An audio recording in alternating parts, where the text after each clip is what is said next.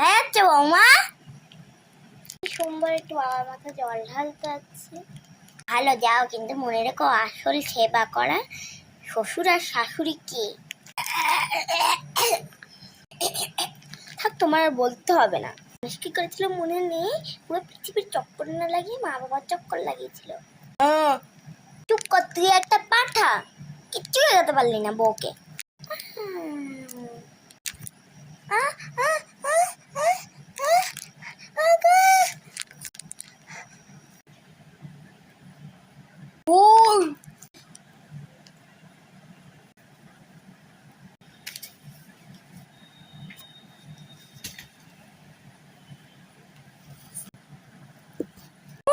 কি করছো বৌমা?